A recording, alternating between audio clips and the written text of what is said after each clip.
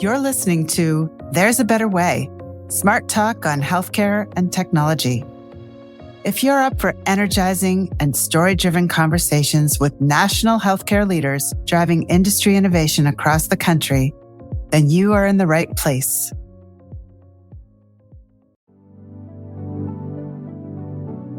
What becomes possible in healthcare when the patient isn't just along for the ride, but the one who's at the wheel? Thousands of people worldwide now manage their type 1 diabetes using an automated insulin delivery system that no company built.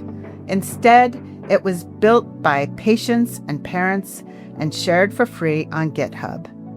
And this is not a hypothetical scenario. It's real life. And it's the direct result of a movement our guest today helped start. Anna McCollister has lived with type 1 diabetes for decades, and she spent much of her career turning her own frustration with inaccessible health data into change in healthcare.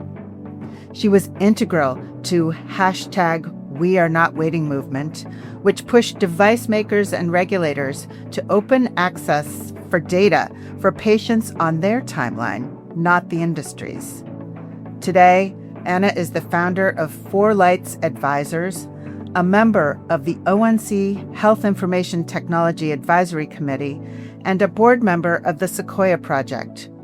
Her work at these places can be summed up in one word: trust. As we'll hear today, trust with patients isn't something you talk your way into. It's something you build one action at a time. And when you do, the whole system moves in the direction the patient has been steering all along.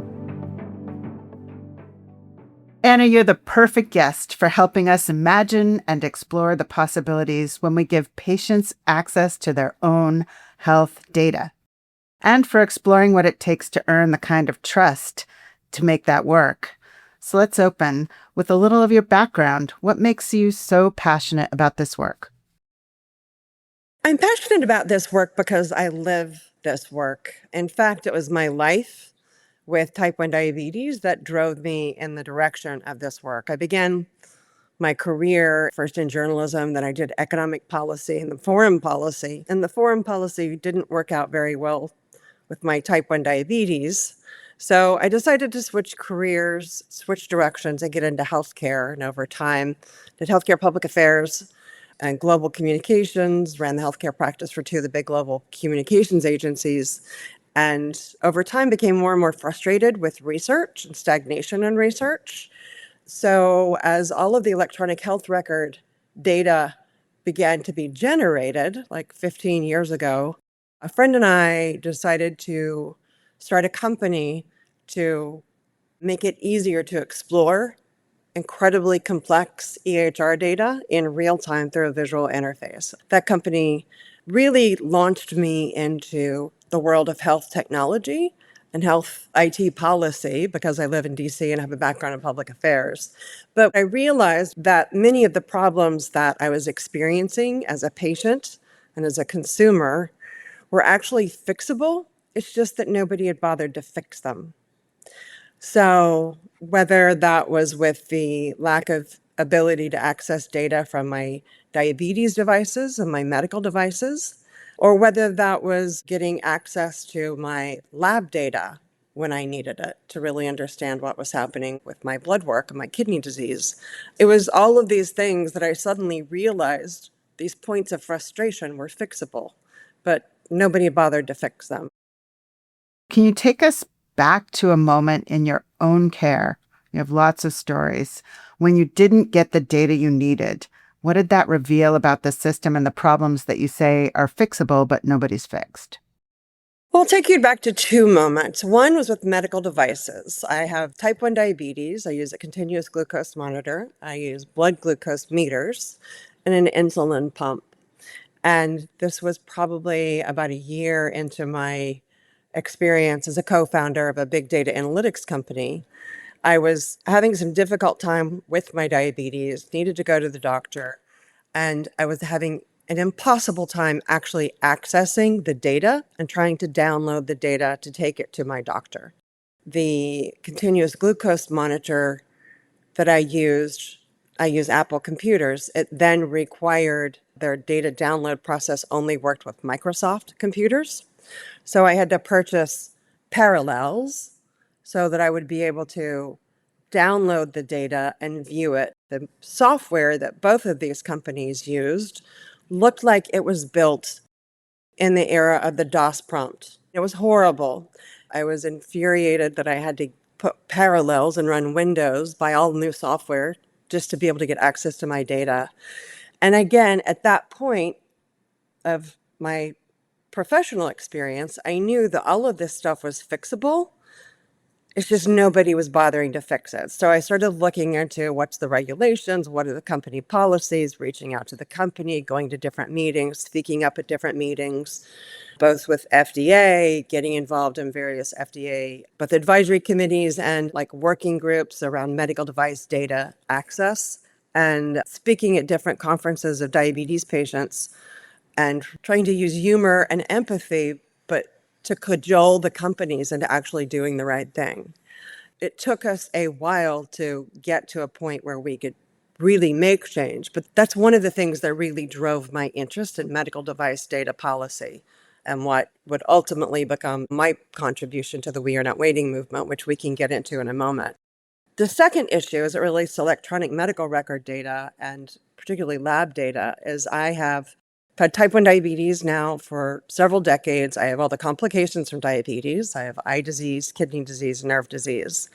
And I try to keep on top of it. And I had a nephrologist, this was many years ago at this point, who was an incredibly good nephrologist, very caring, spent a lot of time with me, but he was horrible about giving me access to my lab data. Absolutely awful. And, I watch this stuff closely, and there are several key measures, biomarkers that you look at very closely in chronic kidney disease that tell you what the status is. And I wanted to know what they were, and I could never, ever get that data. It's like, this is absurd. It's my data. This is my health. I'm trying to do the right thing. The doctor won't return my phone calls. I can't access it directly through any lab system, through the hospital system. I just have to sit and wait for the doctor to call me back. And it just infuriated me. That was the status quo and that it was completely acceptable at that point in time. Wow. Right. I mean, it's just so many people, I'm sure, can maybe not the exact situation, but the situation of not being able to access the data when they need to. Well, you were among the founders of We Are Not Waiting. You just mentioned it, hashtag We Are Not Waiting, a patient-led grassroots organization that shaped access to health data, originally data from glucose monitors for diabetes management, right? The We Are Not Waiting movement, and I say this with all humility and like the small part that I have played in the beginning, but I truly think it's one of the most impactful and important things to emerge in digital health in the time that I've been following it. And my role was very early. It was really focused on the policy side of it. It's a group of patients and parents of type 1 diabetes patients just became incredibly frustrated with the fact that we were not able to access our data in usable formats. So it really began with two different devices that the data streams were not readily accessible through any mechanism that the manufacturer provided.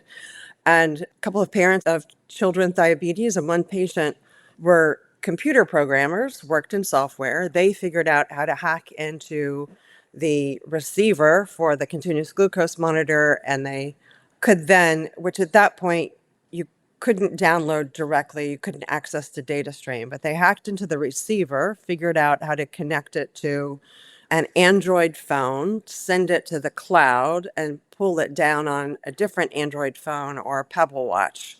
And it was a truly life-changing experience for that parent who developed that system, a guy named John Costick, and others who adopted it quickly thereafter, because for the first time ever, they could let their child go to school or soccer practice or sleepovers and follow their glucose from remote without having to be there hovering over the child. But they would know if something went wrong, they could call the soccer coach or the parent who was hosting the sleepover and say, this needs to happen and without having to be there constantly monitoring and standing over their child. The other device was an insulin pump that had a remote control so that you could dose it without having to actually access the pump. And it used, I guess, radio frequency to do that. And another patient, a guy by the name of Ben West, figured out how to hack into that communications protocol so that you could access that data stream. And over time, rumors started circulating on Twitter and other places that these things had happened.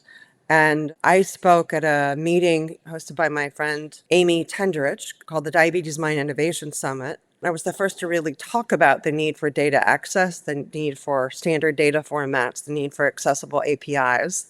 And again, pointing out that these are all very fixable issues. It's just nobody had bothered to fix them. Pointed out different cases of consumer grade products that were very easily able to send data and receive data. So the FDA was at that meeting and medical devices companies were all at that meeting. And that's really when it began. What has happened since then is that a couple of different versions of a closed loop artificial pancreas system emerged. I'm using one that's called Loop that is crowdsourced. It's all developed by the community, not the medical device manufacturer. The code is all coded by the community, so basically all parents and patients. The code is freely available on GitHub, and you can download the system onto your iPhone and set up the app yourself. It's all free. The last I checked, there are more than 30,000 people using Loop globally. And what it does is it automates insulin dosing. If your glucose is dropping too much or too quickly, it'll turn it off.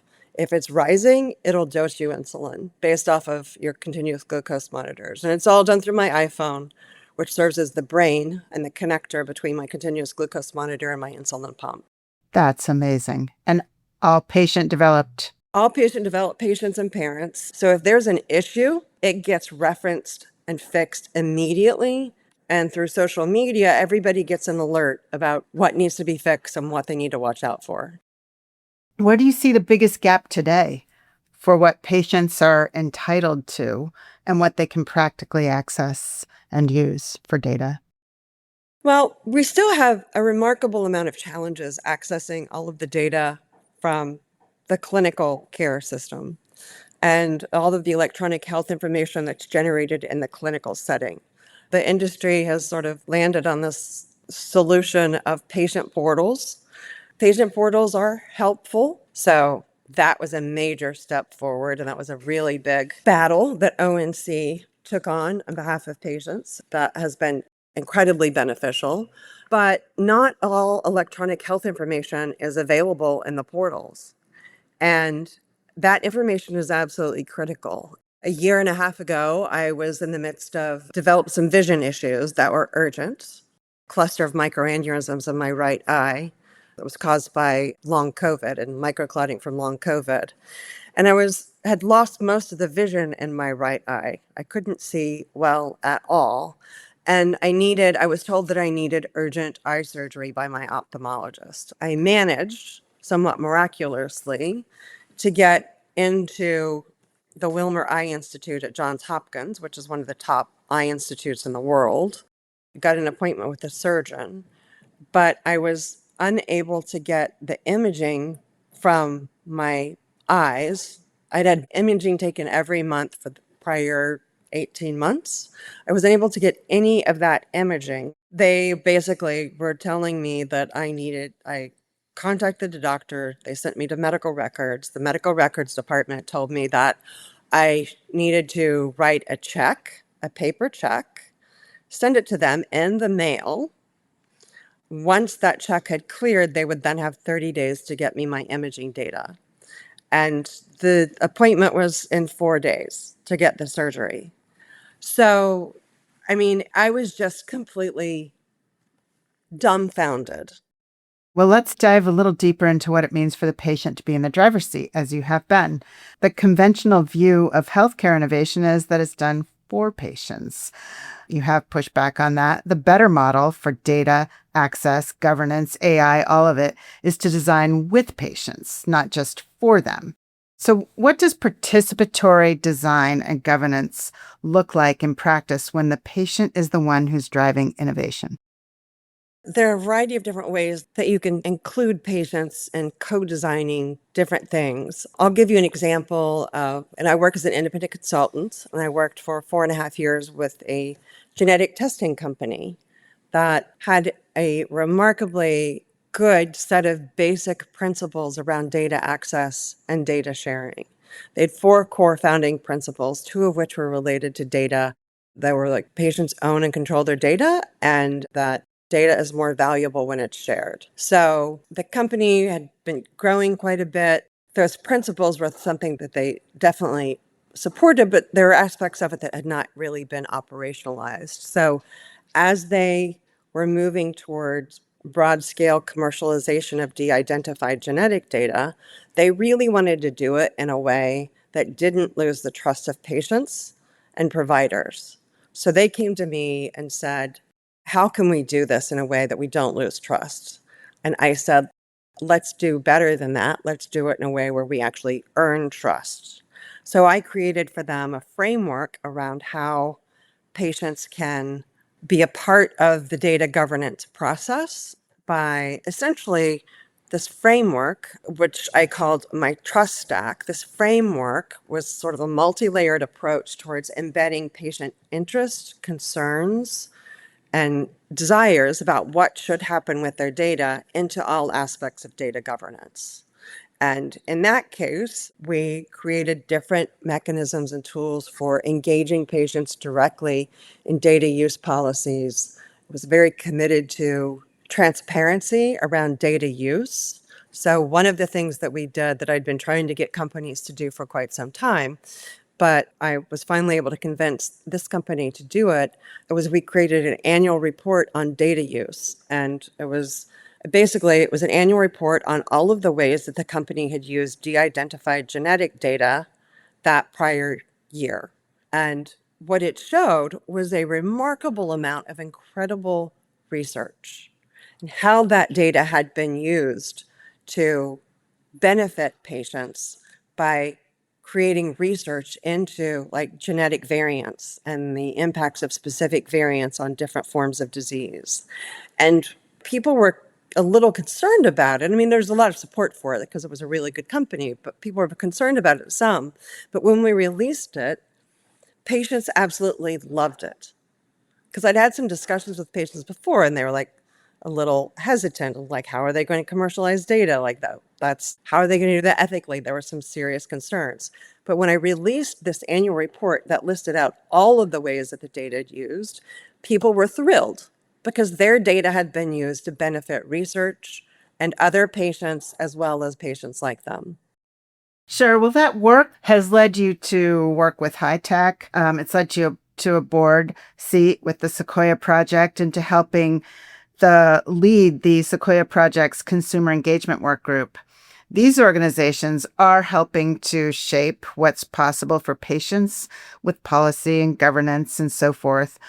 What does it take to make the patient's voice matter in those rooms? It's very challenging. Medical devices was a relatively straightforward and simple use case compared to electronic health records. It was something that we could just do and access. And the devices that we were hacking were our own devices. So we weren't hacking into anybody's systems, we were hacking into the devices. All of your electronic health information is far more complex. The other thing is it's a lack of a sense of urgency. Without a sense of urgency, there is no change. For the work that I've been leading with Sequoia, it's really around getting hospitals to rethink how patients access their data through the lens of user experience design and patient experience. And our objective was to get hospital systems and providers and companies that support them to do it because it's the right thing and sort of rethink the processes. We're not asking for major systemic changes. We're just saying rethink the way you present this stuff on your website, make it possible to pay for data access the way you pay for your clinical services. So, as we look ahead, what conventional thinking about patients and their data do you believe most needs to change? Well, one is that portals are enough. They aren't. They're helpful in some ways, but they are not enough. They're certainly not sufficient. And they do not contain all of the electronic health record, all of the electronic health information to which we are legally entitled. You can get reports, but that's not sufficient, not particularly helpful. So that's one. Portals are not sufficient. Two is frequently in these different meetings, or sometimes you'll see more public announcements that patients aren't accessing their data. They're not trying to get it through, there are certain requirements for data being able to be downloaded to structured formats. Nobody is going around life every day when things are going great thinking about their health data. Nobody wants to think about their health data or accessing their health data, including me. You need it when you need it. And when you need it, you want it to be accessible. Third is that the data can be and is confusing, but we can figure it out. And with the advent of artificial intelligence and LLMs, it's really easy to upload that data into the LLM and get really good, detailed, nuanced analysis of the data. And I have a somewhat mysterious thing happening with my health earlier this year. I got access to the data. I uploaded it to 3 different LLMs, got different nuanced perspectives. Then I did it into a 4th, like specifically trained model for long COVID and got an even more nuanced perspective, all of which were completely outside of the scope and capacity of my really good caring physician.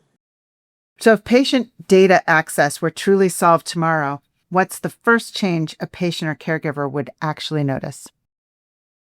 One of the things that's proved to be a somewhat intractable issue thus far that will probably require some policy changes is the ability to access your data through mobile apps and personal health records. There's a variety of different complicated incentives and structures that have made it impossible for patients to be able to get any meaningful, regular, predictable access to their health data on their mobile phones. There are a variety of reasons that are cited as to why that data isn't flowing. They claim that it's patient protection, that it's potential violation of privacy. I don't necessarily think that's the case. At least I can't get access to my data through PHRs. So there are reasons that are cited, and then there are the reasons that are keeping the data from being accessible. If that data could be accessed, I think it would change a lot in terms of patient frustration. Also, it would make it easier for patients to be able to go to the physician with all of their data. I currently have to manually download all of my data and include bullet pointed summaries for each of my doctor's appointments. I have 19 different doctors. Last year alone, I had 170 different doctor's appointments, and not all of those doctors need that amount of data at every appointment. It's absurd at this point that we're still at that point in data access. So just having enough information to be able to have a reasonable discussion, an informed discussion during a doctor's appointment would be tremendous. Well, as we bring this episode to a close, I have one last question for you. Considering the namesake of our podcast, what's one change you'd single out as the better way for improving how patients access and use their own data? One change. That's a hard one. I think what I was just talking about, make it possible to get access to your health data on your phone. We need to fix this. It's slowing progress. It's making life more difficult for patients. It's stopping innovative companies from being able to innovate and provide helpful solutions for patients and providers. And again, it's very easy to fix. We just have to have a sense of urgency and a commitment to fix it. Absolutely. Well, Anna, it was great to have you on the show. Thank you so much for sharing your personal stories, your professional perspective, and the better way that we all expect for patients. Truly my pleasure. Thank you.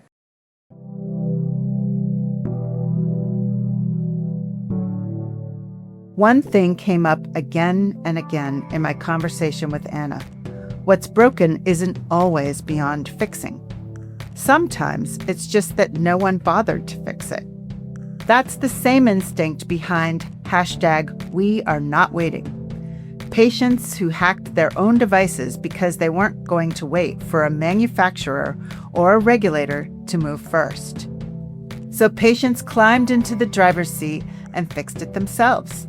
And today, an entire open-source insulin delivery system exists because patients decided not to wait for permission.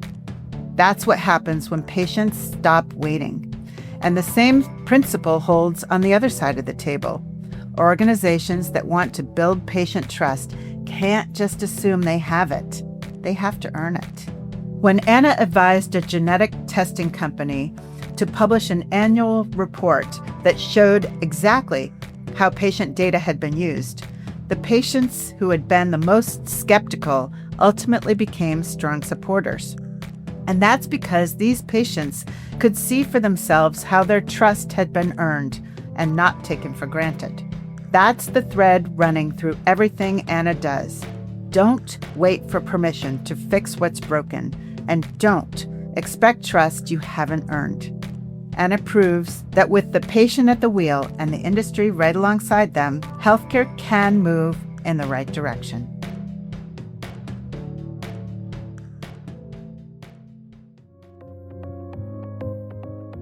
Thank you for listening in today. If you've enjoyed this podcast, please rate, subscribe, and review. There's a better way. Smart talk on healthcare and technology. With your help, we'll be able to continue to bring great conversations to the fore and to the wider listening public. Thank you.